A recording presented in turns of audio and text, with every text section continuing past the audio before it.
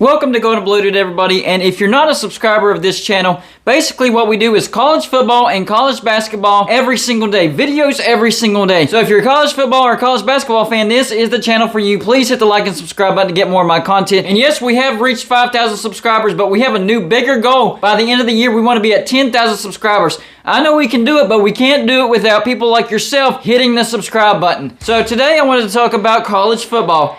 And from year to year, things change in college football.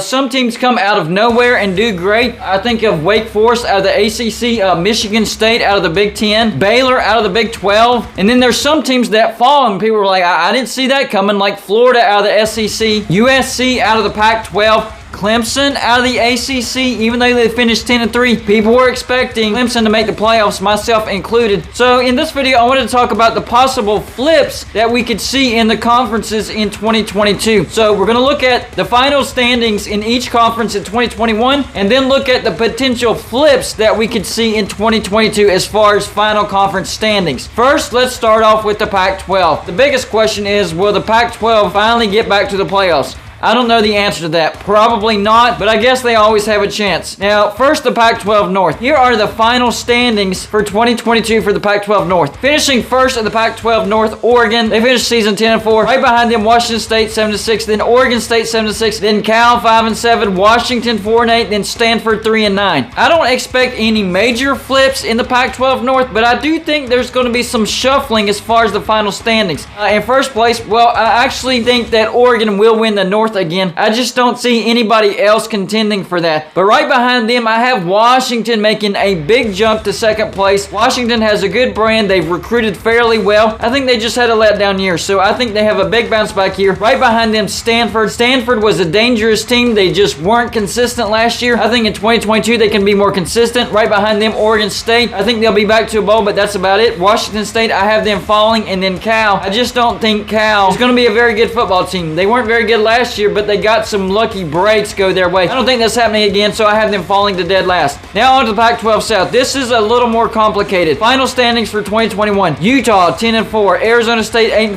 UCLA 8-4, USC 4-8, Colorado 4-8, and Arizona 1-11. I think some major shuffling could happen in the Pac12 South. In first place could be USC. Lincoln Riley, great head coach, going to bring a lot of offensive firepower. So I have USC potentially finishing in first place in the South. Right behind them, UCLA. Chip Kelly has been taking steps to make that program better and better. I think they take another step forward. Right behind them, Utah. A little bit of a slide back, but I still think Utah is going to be a good team. Arizona State, with the recruiting issues as far as penalties and all that stuff, I think they slide down a notch. I actually have Arizona jumping Colorado and Colorado falling to last place. So that's the potential shuffling for the Pac-12 South. Now let's head on over to the Big 12. Final standings in 2021. Oklahoma State 12-2, Baylor 12-2, then Oklahoma 11-2, Iowa State 7-6, Kansas State 8-5, West Virginia 6-7, Texas 5-7, TCU 5-7, Texas Tech 7-6, and then Kansas 2-10. I do see some potential shuffling in the Big 12. I think Baylor will take over that first spot. They're recruiting at a great level. Dave Aranda's a pretty good coach, and they're going to have some talent coming back. So I think Baylor has a chance to win the Big 12 again. I think Oklahoma makes a jump forward. I don't think they're going to win the Big 12 though. Brent Venables, a new head coach, but there's enough talent to contend for the Big 12. Right behind them, Iowa State. Matt Campbell had a letdown year at Iowa State, but I think they bounce back. I think their expectations aren't going to be as high, so they won't have that pressure. And that's why I have Iowa State finishing higher. Right behind them, West Virginia. Oh, Golden Blue, dude, you're just being a homer. No, if you look at last year, West Virginia's defense did not take that big of a step back. We don't lose hardly anybody from the defense, so I think we'll have a good defense. It's the offense, and we're bringing in Graham Harrell for USC. So we'll see a major upgraded offense, and we went 6-7 last year. Now those 7 losses, 4 of them were 50-50 football games. If we can flip at least 2 of those, we could jump to 4th place. So I think West Virginia does flip 2 of those 50-50 football games, and that's why I have us finishing 4th if this were to happen. Right behind West Virginia, Oklahoma State. They're just very up and down. I'm not saying they're going to have a bad season. I think they'll be a good football team, but I don't think they'll be as good as what they were last year. They lose a ton of talent from this year's team. Right behind them, Kansas State, pretty much right where they've been, right in the middle, making a bowl, nothing big, nothing to brag about. And then Texas Tech, I think they take a step forward. I think Texas Tech is on the rise. I don't think they're going to be an amazing team, but better. And it's tough to win at Lubbock. Right behind them, Kansas, up 2 spots. Lance Leopold is a good head coach, and he had them in games that Kansas should not have been in, and they beat Texas. Right behind Kansas is Texas. Texas, I don't see them improving all that much. In fact, taking a step back, but not in last place. That belongs to TCU. I think disaster could be headed for TCU. They just got rid of Gary Patterson, but they don't recruit at that high of a level. Not that many advantages for TCU. I think they could be bottom of the barrel of the Big 12 in 2022. Now let's talk about the ACC. First, the ACC Atlantic. Here's the 2021 standings. Wake Forest finished first, 11-3. Then NC State 9-3. Then Clemson 10-3. Then Louisville 6-7. Florida State 5-7. Syracuse 5-7, and Boston College 6-6. I see some major shuffling in the ACC Atlantic. I think Clemson goes back to the top and wins the Atlantic. Boston College could be a pretty good team next year. They could finish as high as number 2. Louisville might take a slight step forward up to number 3. NC State a slight step backwards, and I've been high on NC State the past few years, and they've done what I thought they would do, but now I think they take a slight step backwards. Wake Forest, magical season, but I don't think they keep enough pieces to stay at the top. Still a bowl team probably. Then Florida State, almost bottom of the barrel, but not quite. I think that will belong to Syracuse, and Dino Babers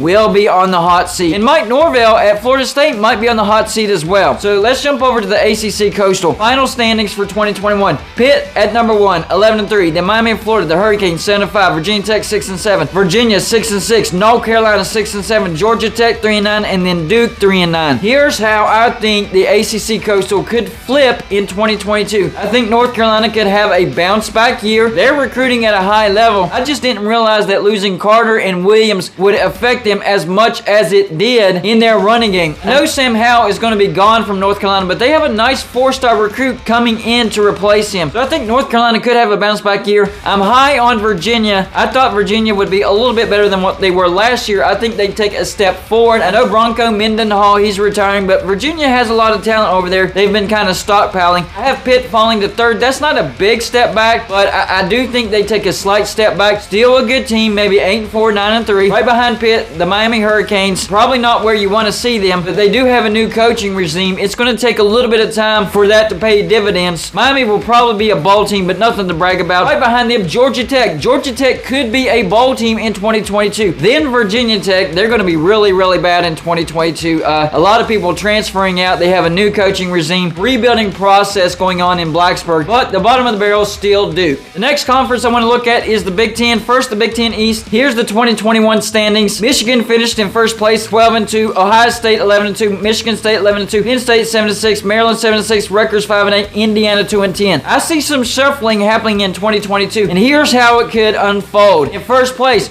Ohio State, of course, recruiting at a high level, probably going to be a playoff contender. I think Penn State has a good bounce back year. I know 2 rough years in a row, recruiting at a high level. I still think James Franklin is a good head coach, and Penn State's schedule is a little bit easier, not much, but a little bit easier than what it was last year. I think Indiana has the potential of having a big bounce back year, and then Michigan taking a step back, but not being a bad team. I'm thinking like 8-4, something like that. Right behind them, Michigan State, probably in the same boat as Michigan, kind of an 8-4 team. Not bad, just not as good as what they were last year, especially losing their best running back. Then Maryland finishing right above the bottom of the barrel, but still could be a bowl team. And then Rutgers, even though they're the bottom of the barrel, they also could be a bowl team. So the Big Ten East could be a very competitive division in college football. Now on over to the Big Ten West. Final standings for 2021. Iowa number 1, 10-4. Then Minnesota 9-4. Then Wisconsin 9-4. Then Purdue 9-4. 3 teams finishing 9-4. Then Illinois 5-7, Nebraska 3-9, then Northwestern 3-9. Big time shuffling in the Big Ten West. I think there's a big potential for that. Here's how it could turn out. Wisconsin back to the top. I still think Wisconsin is the cream of the crop in the Big Ten West. They just had some inconsistencies in 2021. I think they jumped back to the top. I think Nebraska, the best 3-9 team probably of all time, finally makes their move, has the potential to finish second. I don't think they quite have enough to win the West, but they can be competitive. Right behind them, of course, Iowa. Those top 3, it's going to be a razor thin margin. So just because I have Iowa at 3rd doesn't mean they're not going to be very good. Purdue,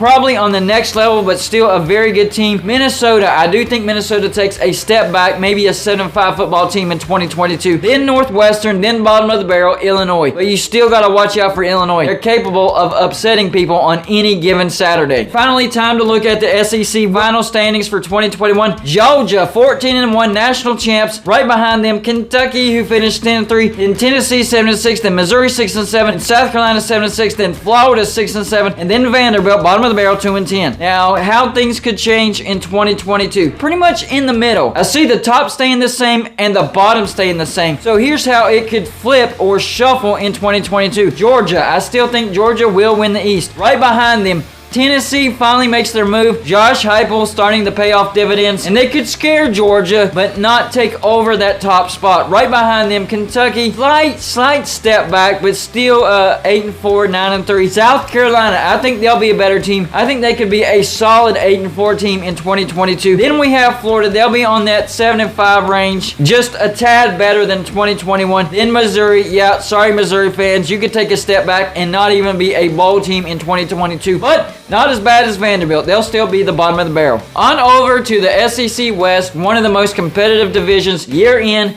and year out. A little bit of shuffling could happen, but mainly from second place on down. Here's the final standings for 2021 in the SEC West. Alabama, of course, first place, 13-2. Then Ole Miss, 10-3. Then Arkansas, 9-4. Then Mississippi State, 7-6. Then Texas A&M, 8-4. Then Auburn, 6-7. And then LSU, 6-7. Of course, I have Alabama at the top. Alabama will probably go undefeated and be your national champions for 2022. But under them, below them, a lot of shuffling could happen.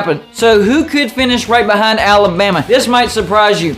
LSU. LSU already has the talent. They already have the home field advantage. They just needed the coach, and they went out and got their coach in Brian Kelly. And I think immediately LSU will be competitive in the SEC West. Probably not good enough to beat Alabama, but they're going to take a major step forward in 2022. Right behind LSU, Ole Miss. Now, even though I have Ole Miss one spot lower, that's not going to be a big step back. I had to split hairs between them and LSU. Right behind them, Texas A&M. I think they're going to be a pretty good team, but still middle of the road. Right behind them, Mississippi State. They'll be a bowl team, but they don't have the defense to compete in the SEC West at a high level. Right behind them, Arkansas. I know Arkansas fans, you're going to be mad at me, but your schedule, it's just absolutely brutal, and you're losing a lot of key pieces from this year's team. In fact, 2 of your starters are going to be going over to LSU, so add insult to injury. But you could still be a bowl team easily. And in last place, Auburn. The new head coach, Brian Harsin, could automatically be on the hot seat after his second year, because I think Auburn could be bottom of the barrel in the SEC West in 2022. If that happens, he's going to be on the hot seat, and he could be fired at the end of the year, so keep an eye out for that. So there you go. There's how the conferences or the divisions of each conference could flip in 2022. These aren't my actual predictions, because a lot of things can happen between now and the beginning of the season, like decommits, transfer portal, gaining transfers, losing transfers, all that stuff. Injuries could happen. So this is not a prediction video. This is just an educated guess on if conferences were to flip in 2022. This is how it could look.